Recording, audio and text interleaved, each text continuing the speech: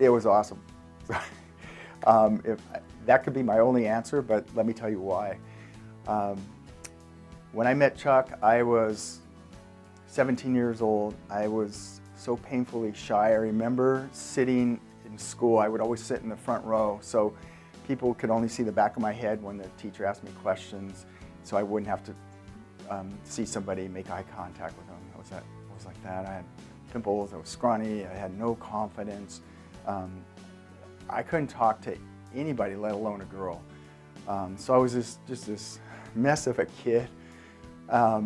And somehow I had a friend who was involved in martial arts, and I saw that there was a transformation, some sort of transformation going on with him. And he invited me one day to just, watch a lesson. And from there I was hooked. So I think that every once in a while, every few years, somebody comes along that's supposed to be there. They're right there on time, and they're a mentor, a guide. Somehow they help you take a quantum leap in your life. That's the way it was meeting Chuck Norris. And if I met him on the street today or whatever, he probably wouldn't even remember me, he wouldn't recognize me. But that's how much impact we can have sometimes. We can touch lives that we may never hear about it later. That was the case with Chuck.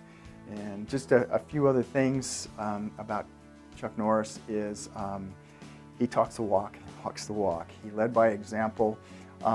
What I learned in that studio from Chuck is how a leader performs, behaves, how a teacher teaches. There, you were judged by your effort, your passion, your commitment, never by your looks or your ability. And I think that's an awesome thing to take along with you through life.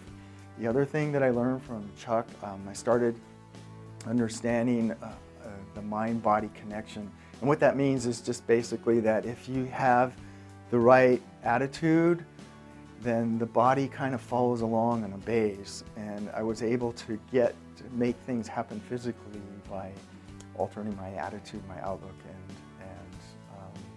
good mental nutrition, which we'll talk about later.